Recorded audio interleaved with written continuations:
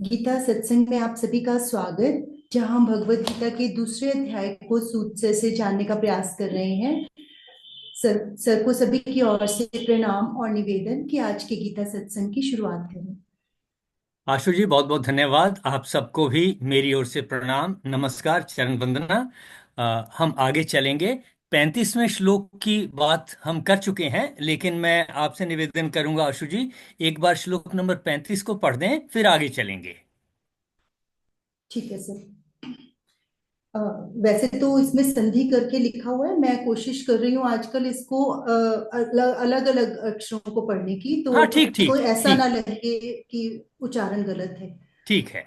भयात् ऋणात् उपरतं मन्स्यन्ते त्वां महारथाः येषां च त्वं बहुमतः भूत्वा यास्यसि लाघवम्।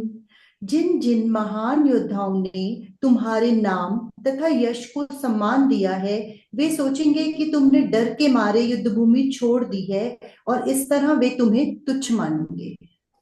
तो इसी को दूसरे शब्दों में मिलता जुलता ही यही ट्रांसलेशन है। और जिनकी दृष्टि में तू पहले बहुत सम्मानित होकर अब लघुता को प्राप्त होगा, वे महारथी लोग तुझे भय के कारण युद्ध से हटा हुआ मानेंगे।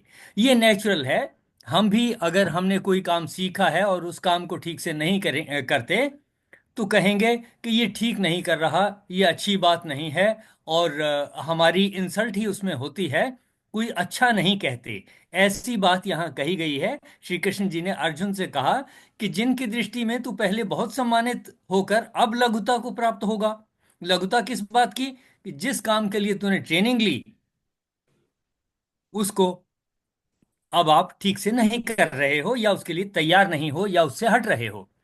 तो वे महारथी लोग, यानी वो बड़े लोग भी तुझे भय के कारण, यानी डर गया, लड़ाई से डर गया, ट्रेनिंग तो बहुत की थी, और इज्जत भी बहुत थी, लेकिन डर गया, ऐसा कहेंगे। यानी भय के कारण युद्ध से हटा हुआ मानेंगे। ऐसी बात कही है। श्लोक नंबर 36 पे चलते हैं आशु जी। जी सर। अवाच्य वादांच बहून् वदिष्यन्ति तव अहितः निन्दन्तः तव सामर्थ्यं ततः दुःखतरन्नु किम्। तुम्हारे शत्रु अनेक प्रकार के कटु शब्दों से तुम्हारा वर्णन करेंगे और तुम्हारी सामर्थ्य का उपहास करेंगे। तुम्हारे लिए इससे दुखदाई और क्या हो सकता है। हाँ, देखिए, कहा तेरे वैरी लोग, अहिता, तब तेरे अहिता, अहित चाहने वाले या दुश्मन, वैरी लोग तेरे सामर्थ्य की निंदा करते हुए, यानी तुम्हारी इंसल्ट करते हुए, तुम्हारी कैपेबिलिटी की इंसल्ट करते हुए, बहुत से ना कहने योग्य वचन भी कहेंगे। ये नेचुरल है। हमारी भी कोई प्रशंसा करता है, कोई नहीं करता।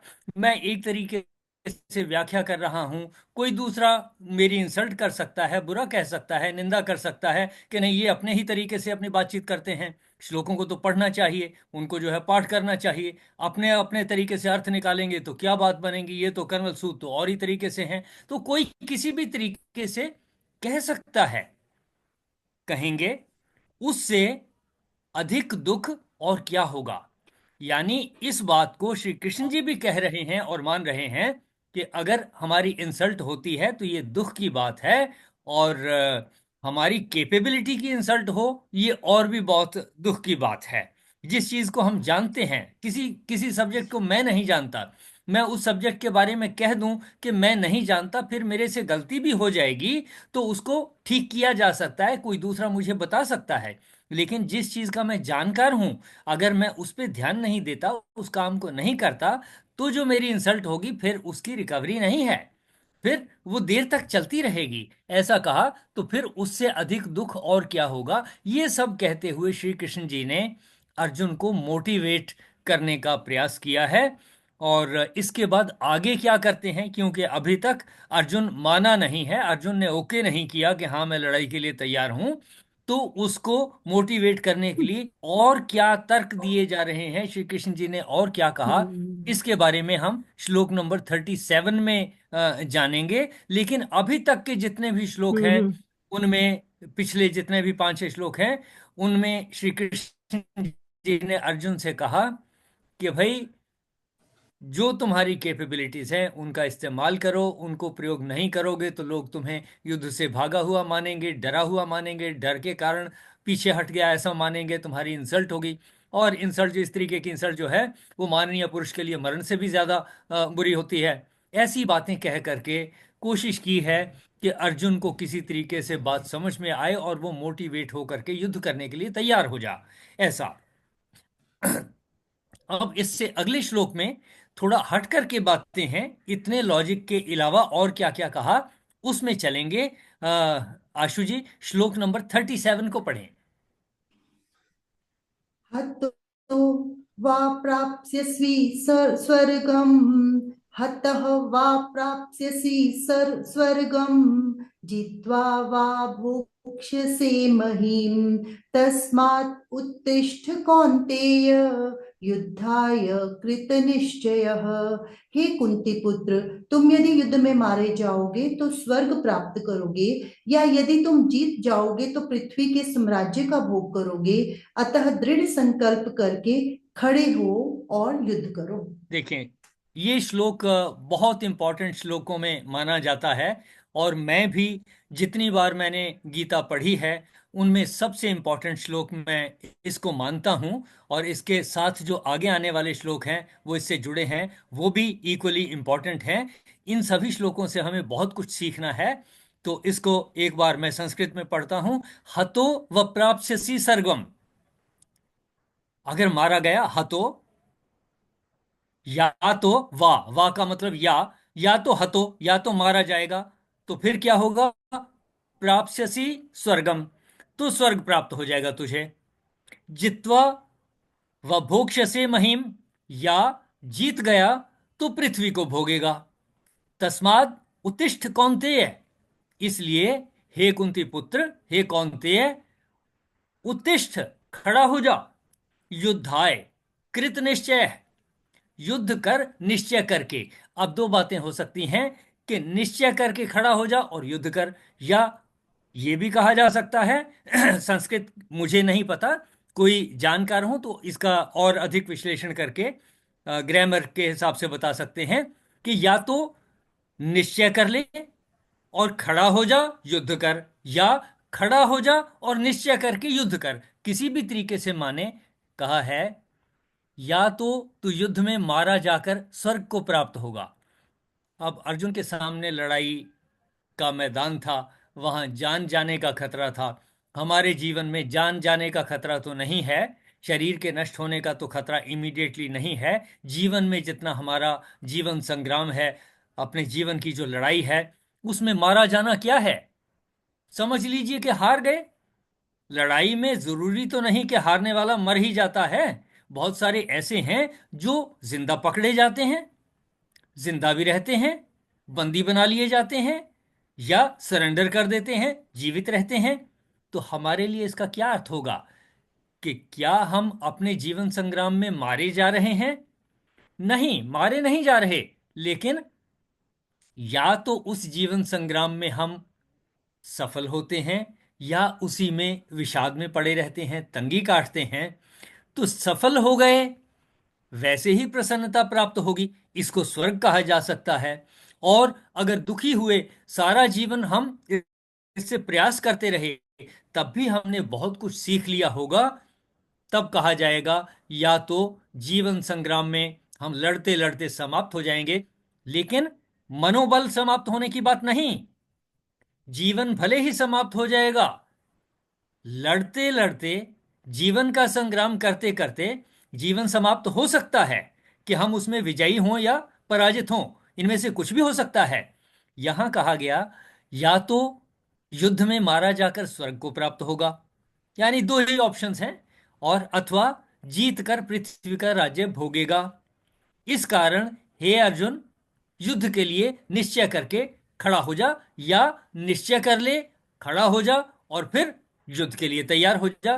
किसी भी तरीके से कहें, हमारे जीवन में हमने देखना है कि ऐसी ही परिस्थितियां हैं और इसी तरह के विषाद हमारे सामने हैं। हमने निश्चय करना है, और निश्चय हमें पता है, अगर एक जगह बैठे रहेंगे तो फिर काम आगे नहीं बढ़ता। मैं सिर्फ दुख को लेकर के बैठा रहूं तो आगे नहीं बढ़ा जाएगा।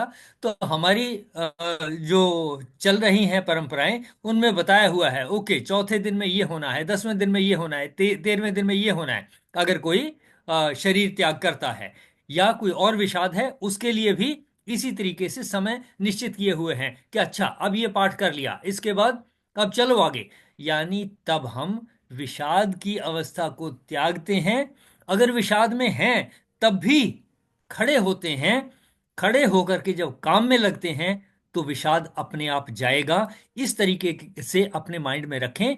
यहां तो कृष्ण जी ने उसे कहा कि उत्तिष्ठ, कि तू खड़ा हो जा, युद्ध के लिए तैयार तैयार हो जा निश्चय करके, या निश्चय कर ले फिर खड़ा हो जा। जिसको मैंने कहा कि हमारे जीवन में जब तक हम विषाद में हैं तो हम निश्चय नहीं कर पाते, खड़े नहीं हो पाते।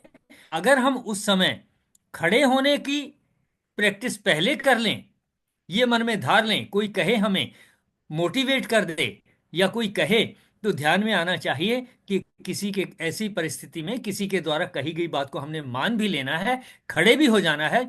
जब खड़े होंगे तो शरीर उस विषाद से थोड़ा सा हटा, और जब खड़े होंगे तो कहीं ना कहीं उसी जगह तो खड़े नहीं रह जाएंगे, फिर थोड़ा बहुत लेफ्ट राइट मूव करेंगे, किसी से बात करेंगे, हाथ मुंह धोएंगे, नहाए धोएंगे, कुछ करेंगे।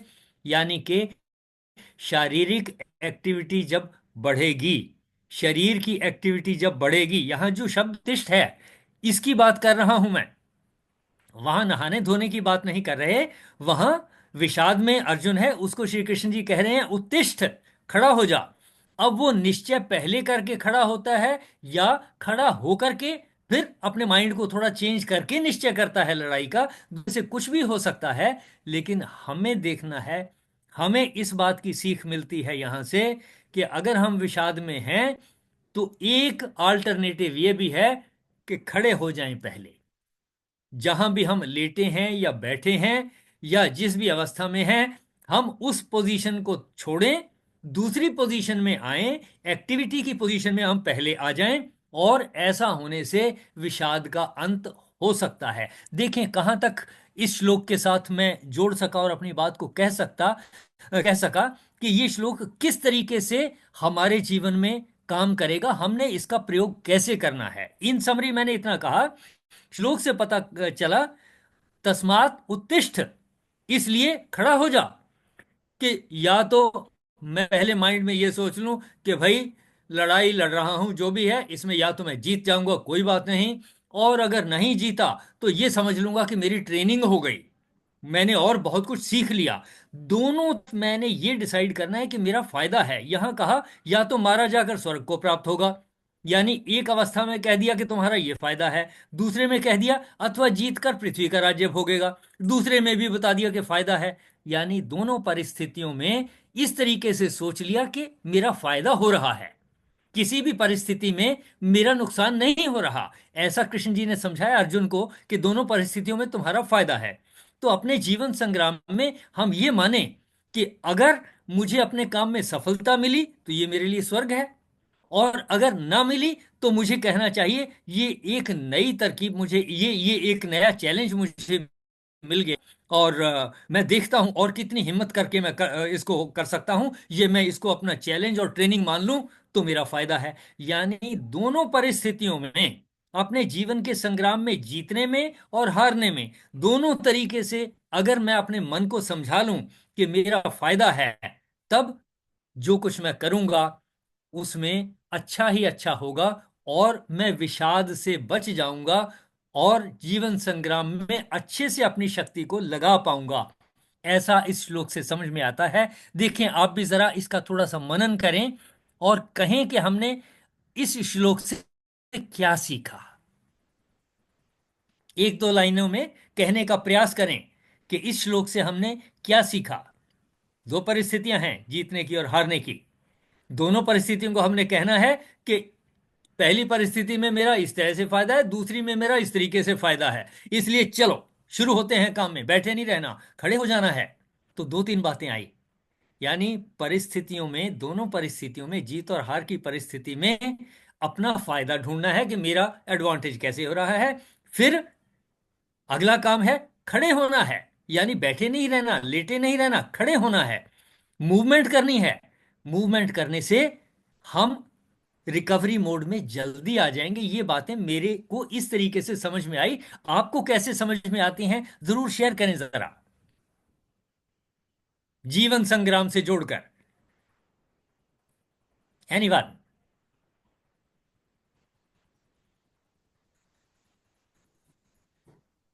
हाँ जी। हर हर परिस्थिति को हमें पॉजिटिव वे में लेना है। उसमें मतलब निराशा हमारे अंदर नहीं आनी चाहिए कि कोई भी परिस्थिति आए तो डामाडोल नहीं होना है। उसमें मतलब ये देखना है कि अगर विपरीत परिस्थिति है तो उसका फायदा मैं कैसे उठा सकता हूँ। तो उसमें अपना मतलब फायदा देख के हमें जो भी निर्णय लेना हो वो हमें लेना चाहिए। और उस टाइम हमें सिर्फ बैठे नहीं रहना कि उदास होकर निराश होकर हमें कमरे में बंद होकर बैठ जाएं। तो हमें वहां उस जगह से उठकर कहीं और, जैसे थोड़ा 4 कदम हम चल लें, या थोड़ा सा मतलब मूवमेंट, जैसा आपने कहा कि मूवमेंट कर लेनी चाहिए। मतलब उस जगह से उठ के थोड़ा आगे पीछे चले, जैसे आपने बीच में कहा था कि जैसे थोड़ा पानी पी लो या कुछ कर लो, मतलब क्रियाशील होना है, हमें क्रियाशील होना है। ऐसे निठल्ले होकर बैठे नहीं रहना। जब तक हम थोड़ा क्रियाशील होंगे तो हमारा दिमाग, शरीर तो चलेगा ही चलेगा, शरीर के साथ साथ हमारा दिमाग भी जो है वो भी थोड़ी मूवमेंट करना शुरू कर देगा। तो हम सही फैसला लेने के मोड में आ जाएंगे। गुलशन जी, आपने बहुत अच्छे से इसका विश्लेषण किया, बिल्कुल ठीक तरीके से आपने समझा। इस तरीके से फिर मैं समराइज कर दूं कि आमतौर पे संग्राम में क्या है, दो परिस्थितियां हैं, या तो जीतूंगा या हारूंगा। मेरे जीवन संग्राम में भी इसी तरीके से जीतूंगा या हारूंगा, यानी मेरा जो उद्देश्य है उसमें सफल होऊंगा या नहीं होऊंगा। मैंने सोचना है सफल हो गया फिर तो झगड़ा ही कोई नहीं है, फिर तो मैं वैसे ही खुश हूं। और अगर मैं सफल नहीं हुआ तब मैंने कहना है चलो, अगर मैं सफल नहीं भी हुआ लेकिन इस परिस्थिति से, इस चैलेंज से मैंने ये चीजें सीख ली। ये नहीं कहना बहुत बुरा बुरा हुआ, पता नहीं कौन सी मेरे ऊपर तो कृपा दृष्टि ही खत्म हो गई है परमात्मा की, या किसी का जो है श्राप लग गया है मुझे। इस तरीके की बातें सोचने की बजाय, या पता नहीं मेरे कौन से पुराने कर्मों का फल मुझे मुझे मिल रहा है, ऐसा सोचने की बजाय हमें सोचना चाहिए कि जब मैं हार की परिस्थिति में हूं तब मेरा क्या एडवांटेज होने वाला है। कि अगर मैं जीत जाऊं तब तो झगड़ा ही खत्म है, तब तो वैसे ही खुश है। हार जाऊं तो उस पे फोकस करके अपने माइंड को कहना है अगर मैं हार भी गया तब भी मुझे कुछ चीजों की ट्रेनिंग मिल गई होगी। और ये एक्टिविटी शुरू होने से पहले की बात है। और जब एक्टिविटी होने के बाद मान लीजिए हार गए, तब मैंने फिर एनालाइज करना है। यानी दो परिस्थितियां हैं, एक है एक्टिविटी शुरू करने से पहले माइंड में अगर हो सके तो कह दूं कि अगर हार गया, विफल हो गया तो ये फायदा होगा। और जब एक्चुअली विफल हो जाऊं तब फिर कहूं अपने आप से कि हाँ, लड़ाई तो मैंने लड़ी, यहाँ ये चूक हो गई, लेकिन ये मेरी ट्रेनिंग हो गई, अगली बार से मुझे इस बात का ध्यान रखना है। ये एक बहुत बड़ी सीख मुझे मिल गई। इस तरीके से मुझे दोनों परिस्थितियों में अपने मन को कहना है कि मेरा फायदा ही फायदा है। और और फिर जो अगली बात बताई गई कि अपने शरीर को एक्टिव करना है, बैठे नहीं रहना है, तो ऐसा करने से हम आगे बढ़ेंगे। देखें कोई और भी इसी के ऊपर हाँ जी। कुछ ना कुछ हाँ जी, कहे, जय श्री शेयर कृष्ण। करें। हाँ जी। जय श्री कृष्ण सर। जय सर, बहुत दिन बाद क्लास अटेंड कर रही हूँ। बीच में आप मिस थे, फिर मैं मिस थी। आज की जो श्लोक से जो मैंने सीखा कि कृष्ण जी जब अर्जुन हथियार छोड़ देते हैं तो उसको समझा रहे हैं कि तू युद्ध के लिए खड़ा हो जा, कि अगर तू मर भी जाता है तो तेरे को मोक्ष मिलेगा, स्वर्ग मिलेगा। अगर तू हार भी जाता है तो भी तेरी भी, अगर तू हार जाता है तो भी तेरी हार हार जाता है तो तुझे मारा गया, हार गया, हाँ, तो तुझे स्वर्ग मिलेगा, और जीत स्वर्ग, गया तो पृथ्वी को भोगेगा। तो पृथ्वी तो अपने राज्य को भोगेगा। तो वही जो आज की लाइफ में जो हमें समझ आता है, अगर हम विषाद में हैं या डिप्रेशन में हैं, तो कृष्ण जी मोटिवेट कर रहे हैं कि आप जिस स्टेज पे हो, अपने आप को उस स्टेज से चेंज करो। लेटे हुए तो खड़े हो जाओ, भी अपने को मोशन में ले आओ, एक जगह बैठे ना रहो, एक जगह लेटे ना रहो। अगर ऐसे में अगर आप मोशन में आते हैं तो आपका मूड भी चेंज हो जाता है। मूड चेंज होने से अगर आप अपने जिस काम में लगते हो, तो उसमें आपको काम में लगने से जीत तो मिलेगी ही मिलेगी। अगर उसमें नहीं भी जीत मिलती तो आपको एक एक्सपीरियंस जरूर मिलेगा। इसलिए दोनों तरफ से फायदा ही फायदा है। बहुत अच्छे से आपने इस श्लोक का सार जो है एक्सप्लेन किया, विश्लेषण किया। बहुत अच्छा लगता है मुझे जब ये हम अपने माइंड में पक्का कर लेते हैं, तो डेफिनेटली जब सिचुएशन आएगी तब हमें ये बातें याद आ जाएंगी और हमारे काम आएंगी। और हाँ भी जी। देखें इसी तरीके से, जिन्होंने जिस तरीके से समझा है श्लोक को, शेयर करें। सर, इसका साक्षात एग्जाम्पल तो हमारे ग्रुप में भी बहुत सारे लोग हैं, जैसे राणा सर हैं या कुसुम जी हैं, गुलशन जी हैं। मतलब अपनी सेहत के चलते कुछ कुछ इनको इस तरह की समस्याएं आई, जिनको सोच के कई बार घबरा जाते हैं आम लोग। लेकिन जिस हिम्मत से ये लोग अपने लड़ाई, ये भी एक तरह की लड़ाई है कि उस परिस्थिति में आप कैसे उससे निकलने की कोशिश करते हैं, और दूसरों को भी के लिए भी एक एग्जाम्पल सेट करते हैं आप उसके लिए। तो जो होना है वो तो होना ही है, लेकिन हमने उसको फेस कैसे किया, वो हमारे लिए ज्यादा इम्पोर्टेंट है। बहुत अच्छे से आपने इसका विश्लेषण किया एग्जाम्पल दे करके, कि इस तरीके से हमारे ग्रुप में भी मेंबर्स हैं जिनको कठिनाइयां आती हैं। तो हम सब के लिए ये श्लोक बहुत महत्वपूर्ण है। इसी से जुड़ा हुआ अगला श्लोक भी पढ़ लेते हैं, फिर उसका भी थोड़ा सा अर्थ समझेंगे, और इन दोनों की चर्चा कल को भी जारी रखेंगे। श्लोक 38 को एक बार।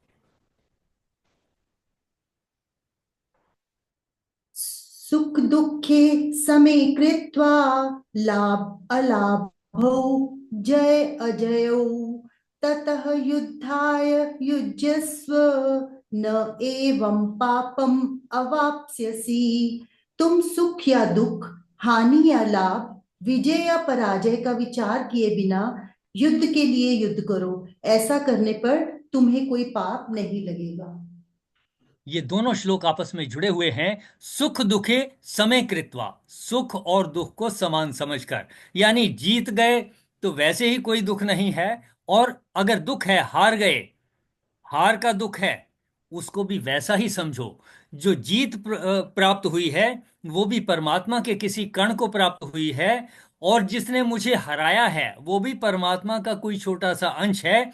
दोनों परिस्थितियों में, चाहे मैं जीता या हारा, चाहे दूसरा जीता या हारा, दोनों परिस्थितियों में परमात्मा का ही कोई कण है जो जीतता है, परमात्मा का ही कोई अंश है छोटा सा जो हारता है।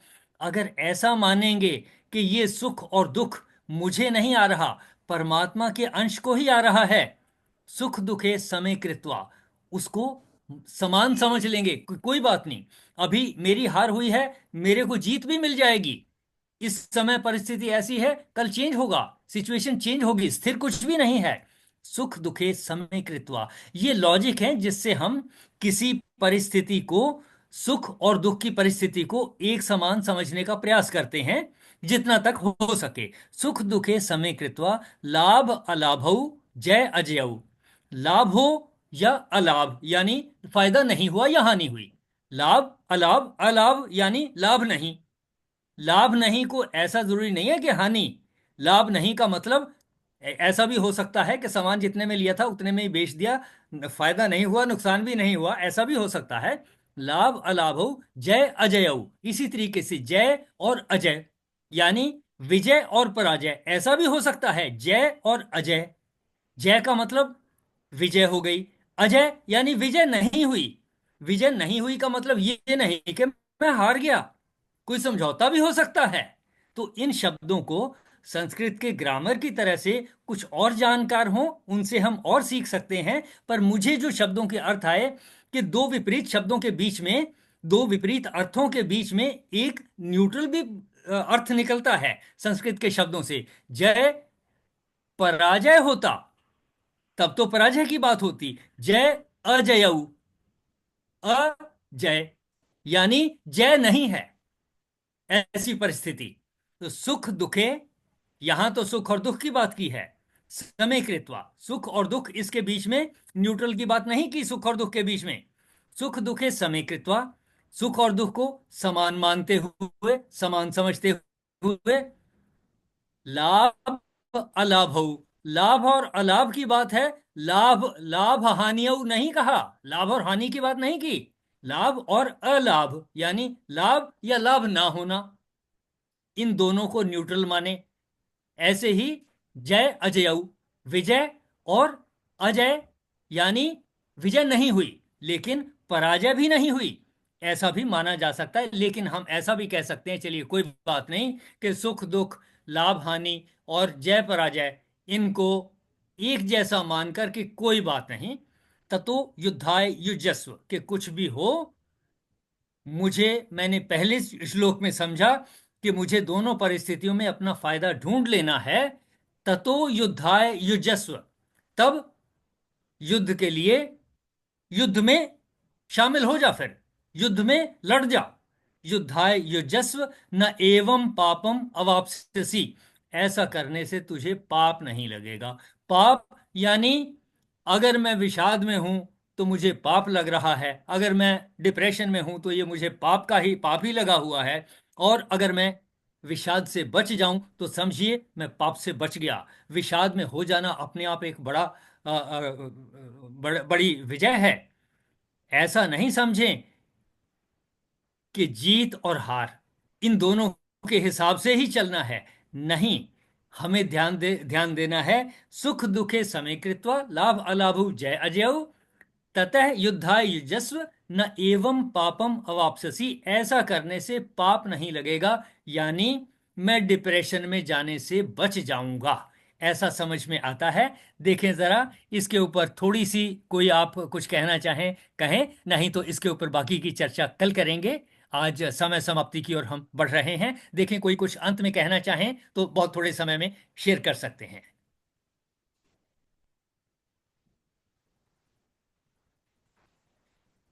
चलिए आशु जी। समापन की ओर बढ़े सर। हाँ जी, हाँ जी। ओम पूर्णमदः पूर्णमिदं पूर्णात् पूर्णमुदच्यते पूर्णस्य पूर्णमादाय पूर्णमेवावशिष्यते। ओम शांतिः शांतिः शांतिः। देखिए, हम पहले भी पूर्ण थे बातें करने से पहले, और बातें करने के बाद भी हम पूर्ण हैं। सब पूर्ण ही रहता है, ऐसा हम समापन करते हैं।